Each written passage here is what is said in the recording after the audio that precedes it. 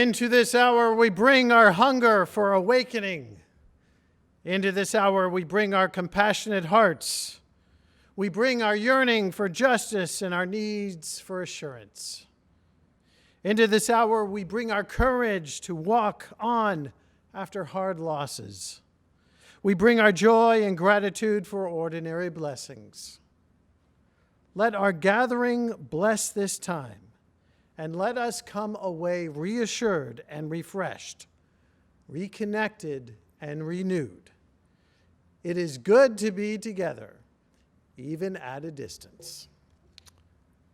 Good morning to you all. Good morning and welcome. Welcome to our service here on February 21st at First Parish Church in Weston. I am Jeff Barz-Snell, the minister here, and we are glad you could take the time to join us on this day. If you are a new viewer, we welcome you.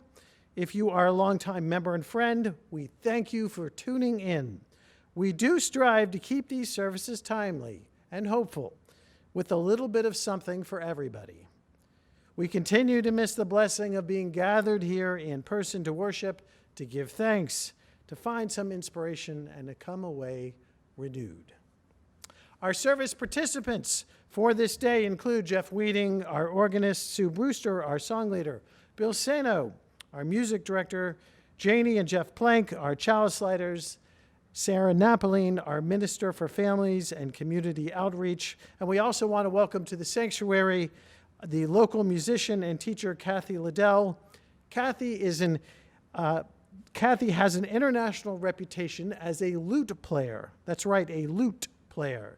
And is with us in person to play a piece on the theorbo, a very long-necked, and I do mean very long-necked, string instrument that was popular many centuries ago.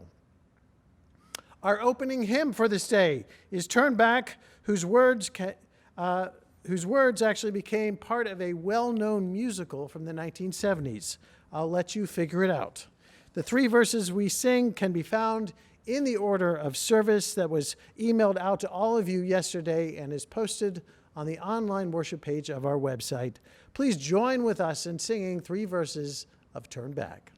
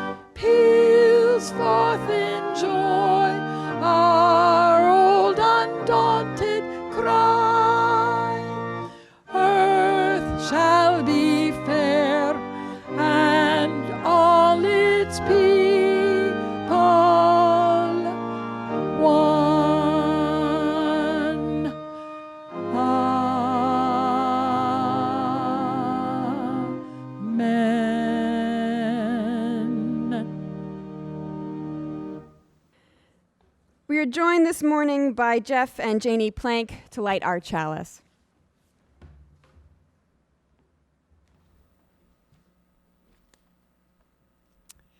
This morning, we light our chalice in recognition of the season of Lent, which began last Wednesday. May the flame we kindle here represent the triumph of compassion over hatred, joy over despair, and truth over falsehood. We live in a world where the tensions between those who want to divide the world and those who wish to bring it together are broadly on display.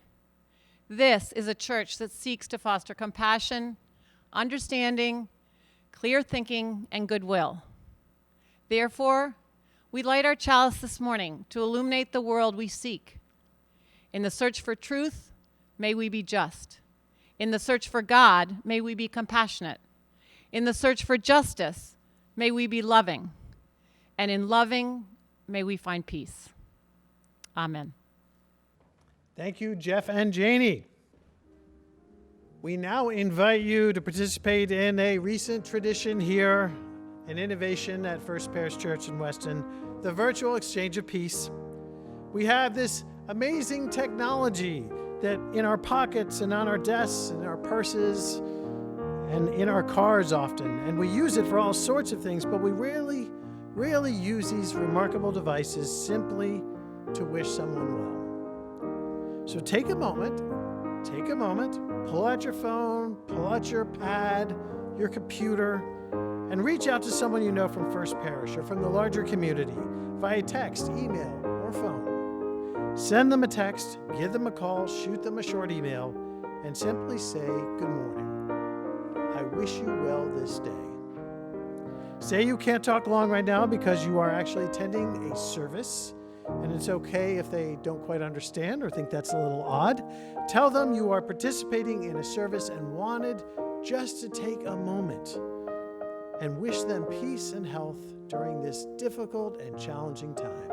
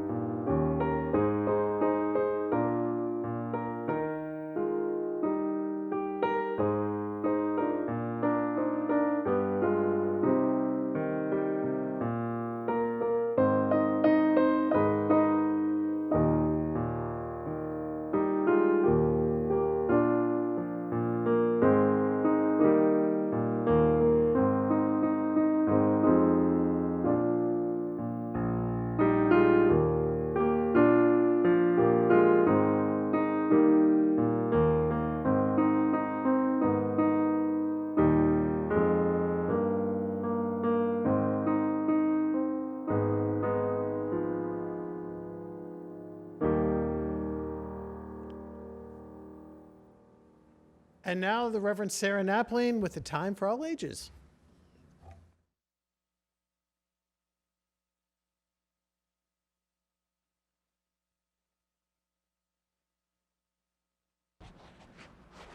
So, I'd like to tell you first a story about a land far, far away and long ago, but that probably sounds pretty familiar to all of us now. And in this land, there are no microphones. So, there once was a wise old man. And the wise old man traveled from town to town. And he was wise because he traveled from town to town, because he met people and he learned from them and he learned on his way. And one day he came to a new village and it seemed a little strange to him.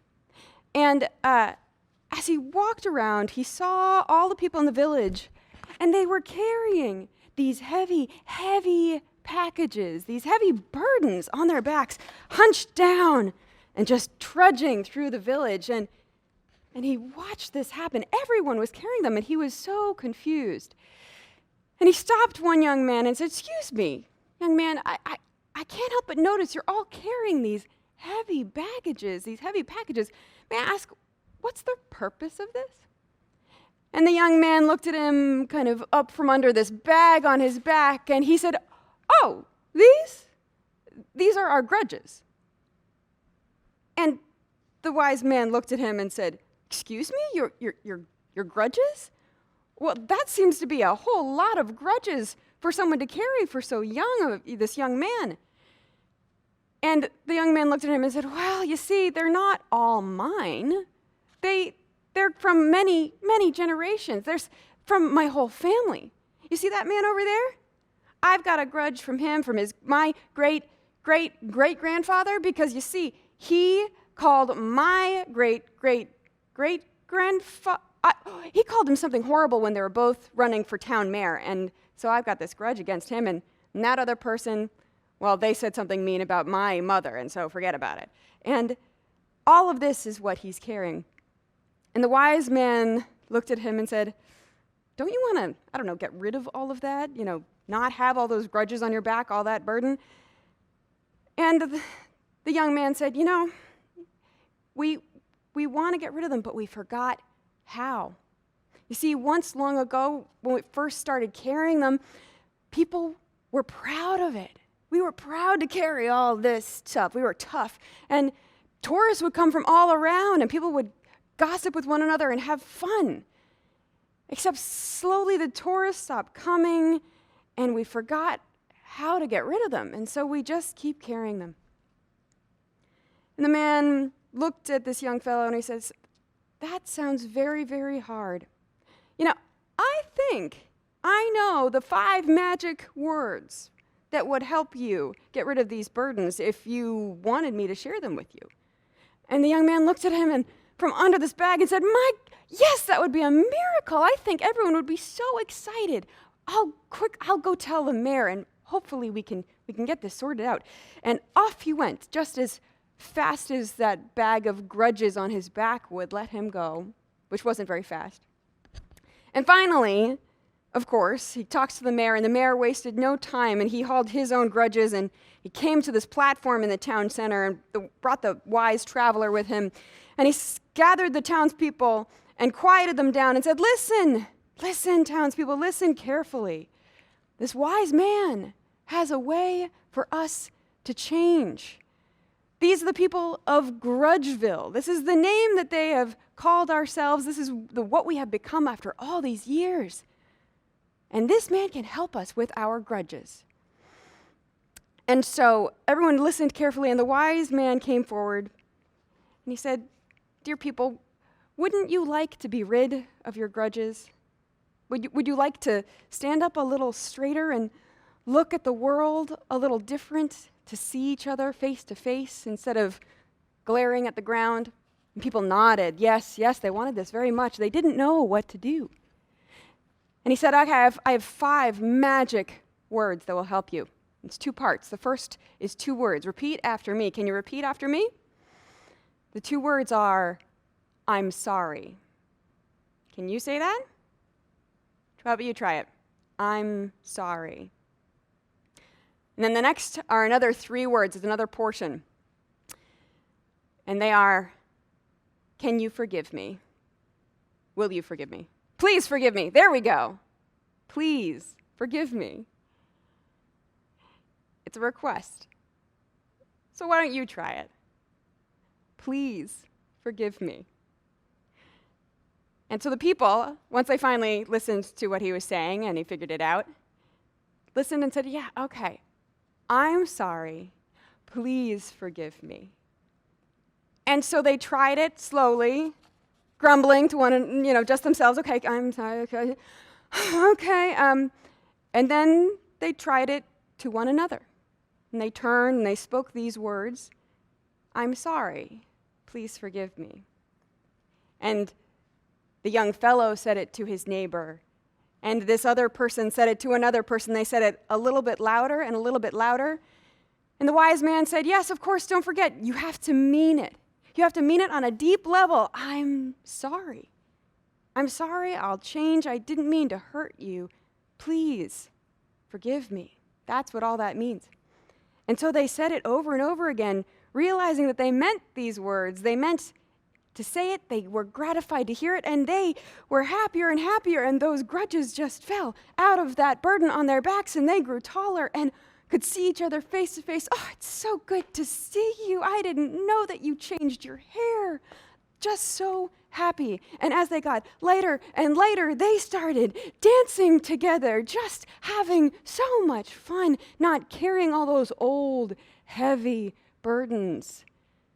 And as they danced, time went on, and finally the mayor said, you know, all those tourists used to come here to Grudgeville, but that doesn't work anymore. So finally, he renamed the town to Joy Town. And so that is today's story, and I invite you to think carefully about what grudges you can release.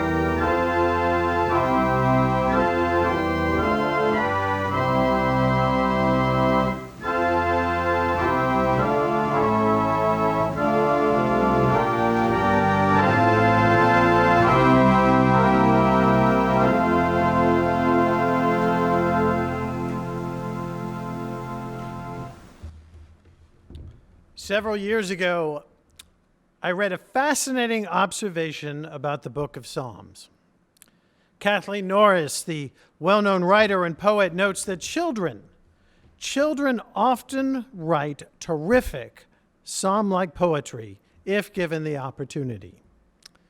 One of the things that many people don't realize about the Psalms in the Old Testament, or what we often call these days the Hebrew Bible, is that the Psalms depict a rich variety of the human condition, not just piety and decency. They're actually quite emotional and very candid, sometimes in a rather non-religious sort of way. As you read through the Psalms, you begin to hear very, very down-to-earth voices trying to make sense of this sometimes raw, sometimes topsy-turvy, sometimes glorious life in which we find ourselves. You hear the words of these ancient hymns echoing the emotions that each of us experience, that each of us confronts at different times in our lives, sometimes quite vividly. In fact, the most common sentiment you hear from people who have never really read the Psalms and then do is, "I can't believe that's in the Bible." It makes sense then. It makes sense that Kathleen Norris observes that sometimes the poetry of children with its emotional directness reminds her of the Psalms. She says, children know what it is like to be small in a world designed for big people, to feel lost and abandoned. Indeed, she notes that children who are picked on by their big brothers and sisters, can be remarkably adept when it comes to writing cursing psalms. She believes that the writing process, and I quote, offers them a safe haven in which to work through their desires for vengeance in a healthy, non-harmful way.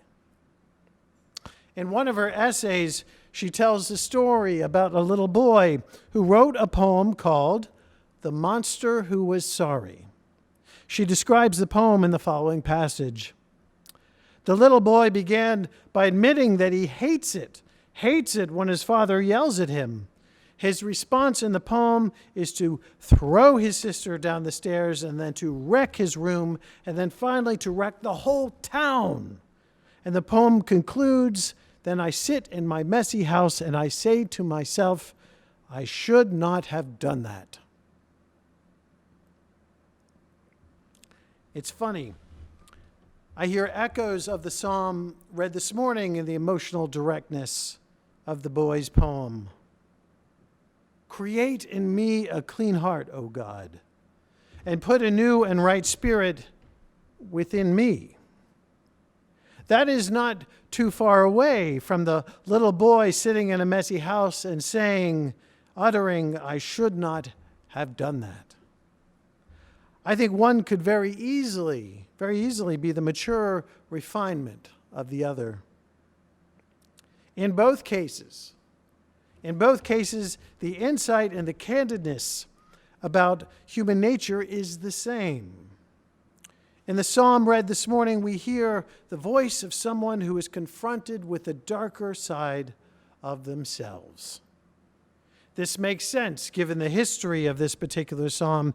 It is traditionally attributed to King David, after all, after he had left his wife and after he had had an affair with a beautiful married woman named Bathsheba.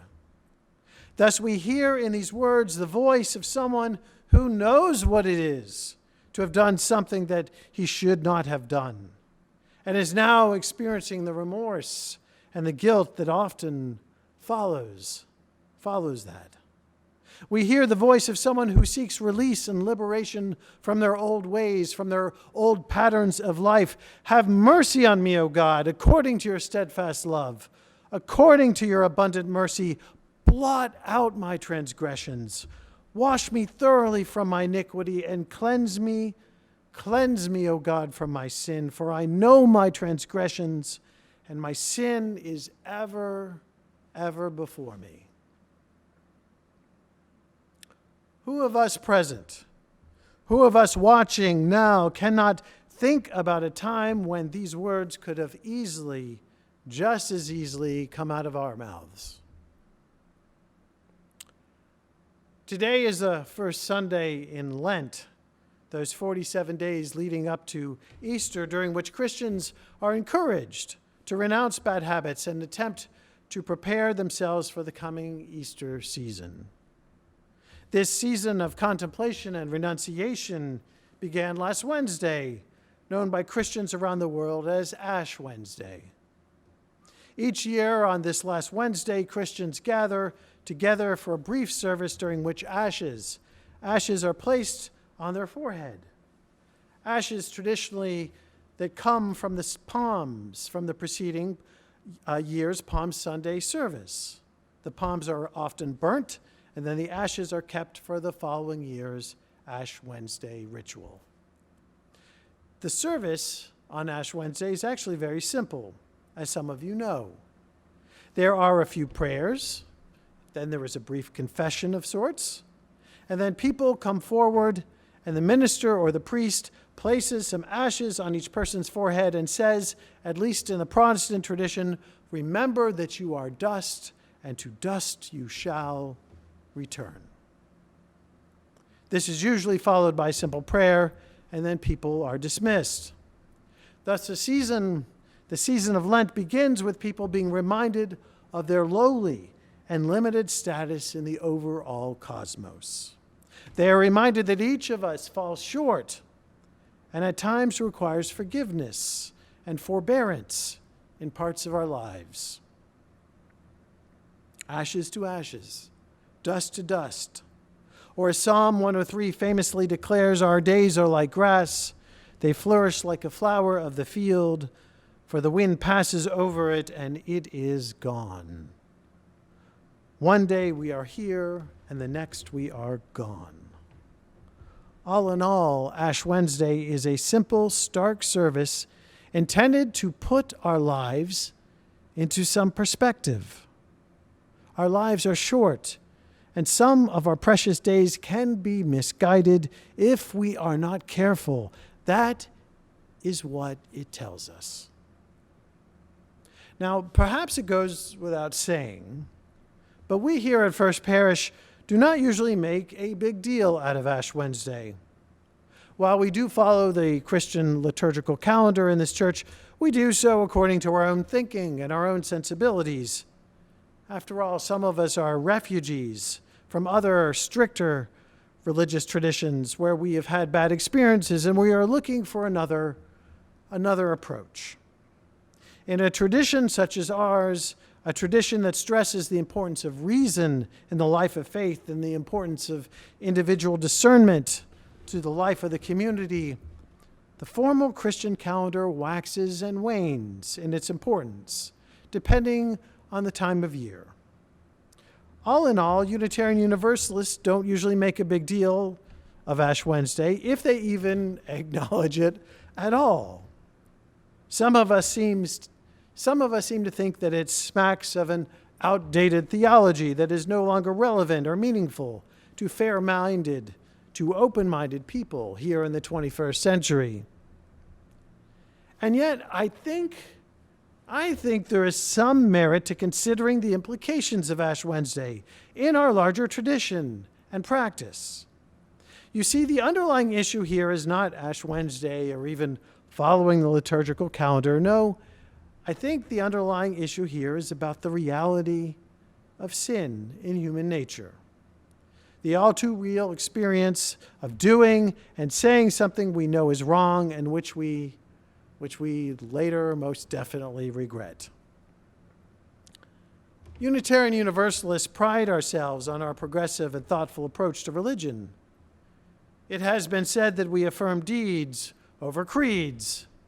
We value meaningful action over devotion to some orthodox set of religious beliefs that certain people deem to be correct. And to our credit, we have been at the forefront of many of the social and intellectual reform movements in the history of this country. We were among the first groups in this country, after all, to fight for the abolition of slavery and the rights of women. We were among the first to push for reforms in such things as public education, prisons, and hospitals.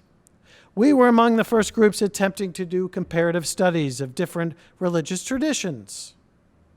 We were among the first religious denomination in this country to apply modern research methods to the study of the Bible and consider the implications that the Bible was not the literal Word of God as much as it was a historic record of inspiration and belief. We were one of the first denominations to encourage women to be ordained and welcome same-sex couples. Our progressive inclinations pushes us towards having a more positive, can-do perspective when it comes to the human condition and the plight of our fellow humanity. We responded to the more conservative perspectives that we saw and heard and experienced by asserting that salvation comes as much through character, as much through the choices we make, as much through self-cultivation as it does through the grace of an almighty and merciful divine being. And in the process of all of this, we seemed to have done two things, more or less. We seem to have gotten God and conceptions of the divine right. But sometimes I think we've gotten human nature wrong. That is something that I actually used to hear my predecessor, Tom Wintle, observe from time to time, and I agree with him. We have a tendency to confuse religious liberty with authentic, life-changing liberation. And that has been, I think, at times to our detriment. We have overlooked at times the reality of human sin. We have overlooked our propensity at times to act selfishly and to do those things we ought not to have done, to use that line from the prayer of general confession. Sometimes I am tempted to offer a qualification to the well-known UU principles and purposes that reflects this reality, this truth. Some of us are familiar with the 7 principles of the UUA. We actually now have them framed and hanging on the wall of the parish hall. They begin, "We, the congregations of the Unitarian Universalist Association, covenant to affirm and promote." Number 1, the inherent dignity and worth of every person. And I would add to that the qualification, even when they flub up and do something mean or stupid. The second principle that we affirm is justice, equity, and compassion and human relations. And I would add to that, even when we treat one another disrespectfully at regional gatherings or even, God forbid, a General Assembly. The third principle states that we hold up the acceptance of one another and encouragement to spiritual growth in our congregations. And I would add to that we still believe this even when we sometimes manipulate and exploit one another for our own egos and agendas.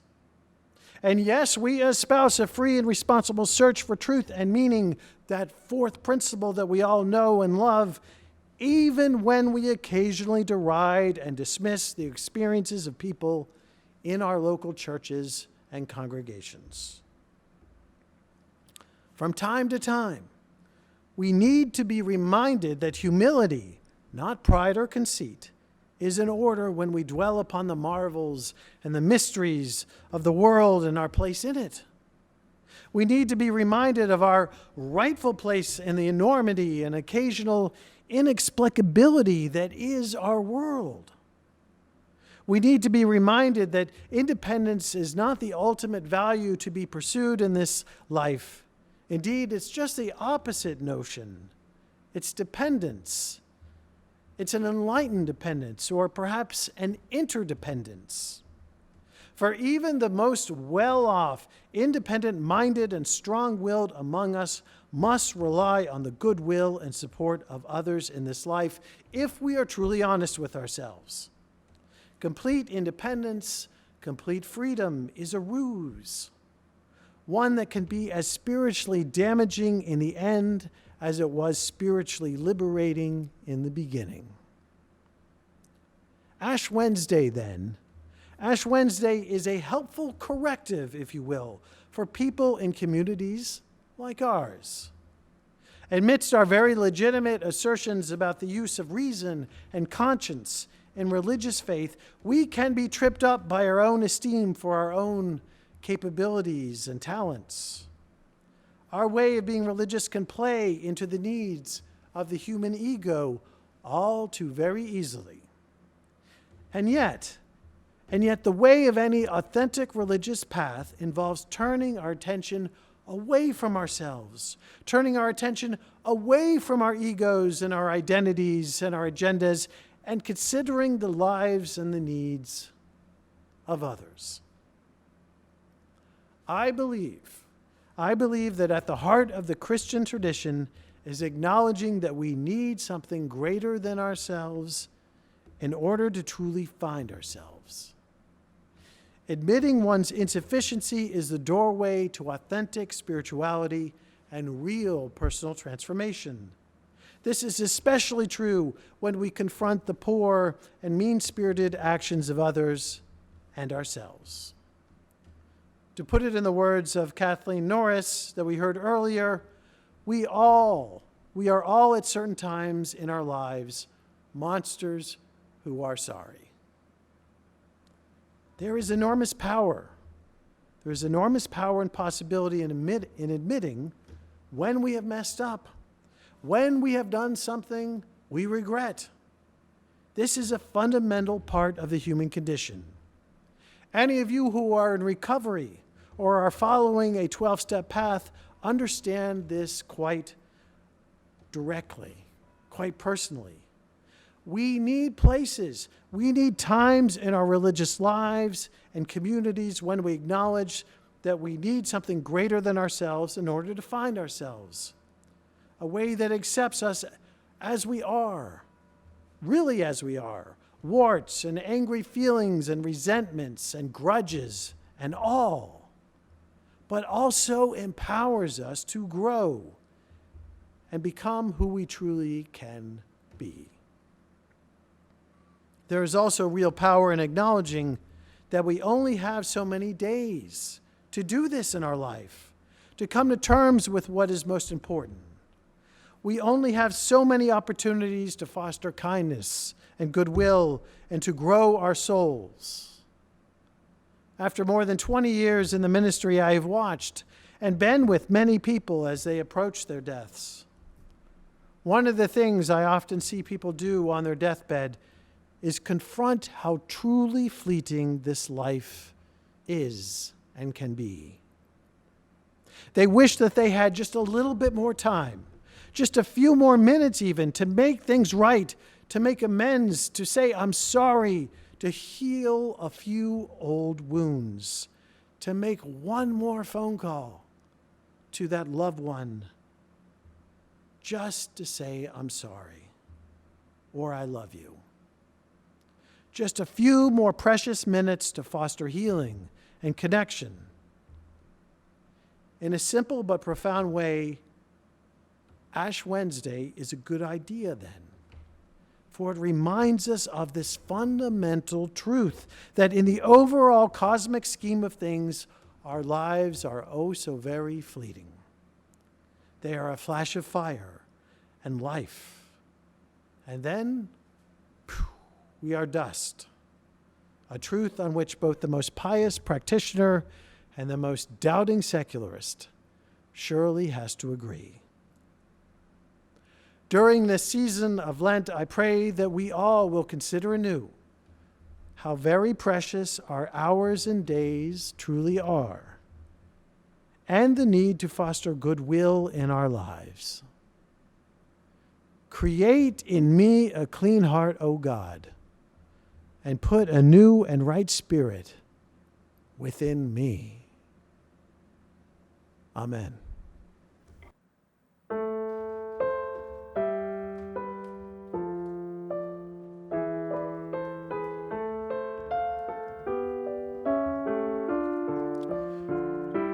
During this new season in the church calendar, the season of Lent, we are including different versions of the Lord's Prayer each week.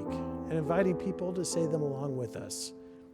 You can find this week's version of the Lord's Prayer from the New Zealand Book of Common Prayer in the PDF version of the order service posted on the church's website.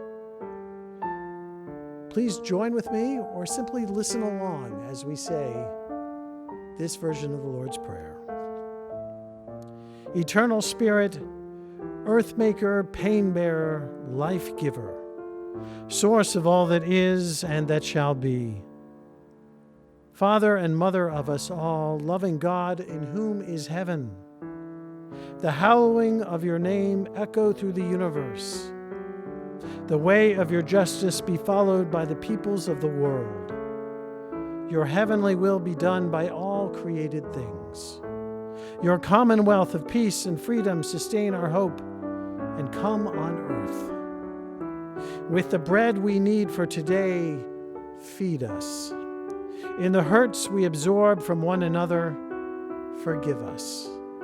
In the times of temptation and testing, strengthen us. From trials too great to endure, spare us. From the grip of all that is evil, free us. For you reign in the glory of the power that is love, now and forever. Amen.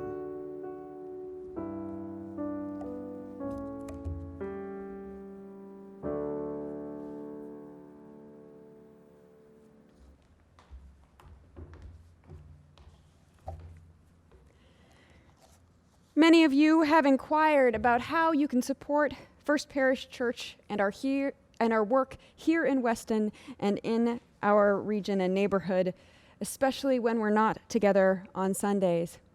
You can support this work that we do by mailing a check into the church office. That certainly works. You can log into your own bank account and set up a one-time or a regular donation through your bank. Or you can use our PayPal account. The easiest way to do that is if you have a PayPal account yourself, you can then go to our custom link. It is paypal.me/FPCW. That's paypal.me/FPCW. Regardless of what option you choose, we thank the members and friends of First Parish and this congregation for continuing your support during these difficult times. Our voice, our presence, our mission, and work in the world matters and is worthy of our support.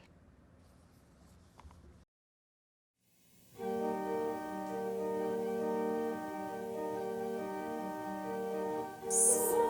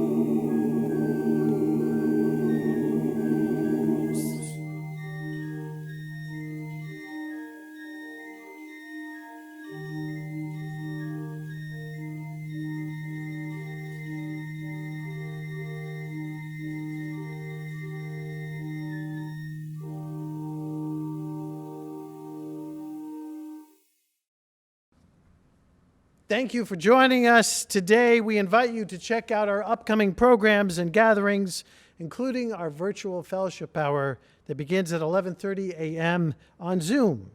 In addition, our youth group will be meeting this afternoon in person here at First Parish in Weston for an outdoor gathering and bonfire starting at 4 p.m. today. Bundle up. There are links to all of our online meetings and programs in the e-newsletter that was sent out yesterday and on the calendar page of our website.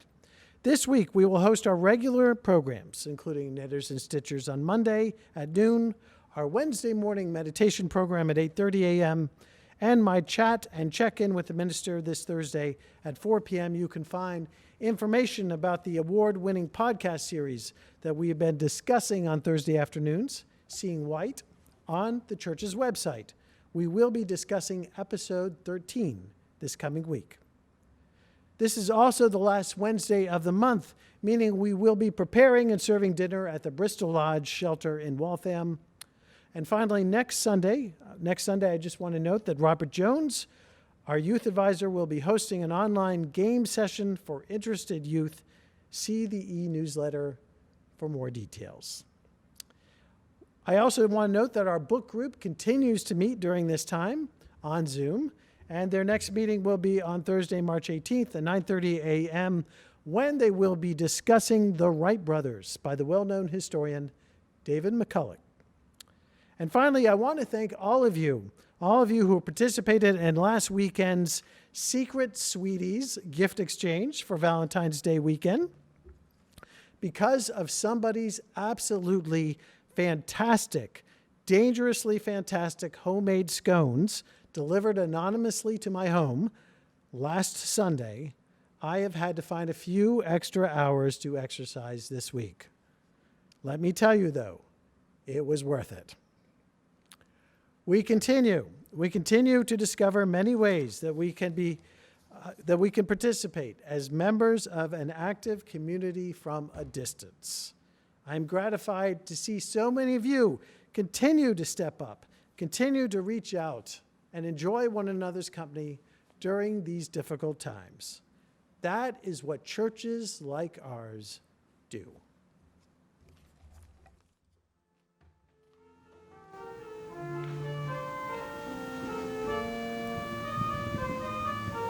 Thank you for joining us this day. May the Lord bless you and keep you. May the Lord keep all those whom you love, whether here or in some other place. May God be your companion, and you be God's friend, as you walk together through all the days of your life. And at the journey's end, may you find the welcome of God's love. It keeps us all. Amen.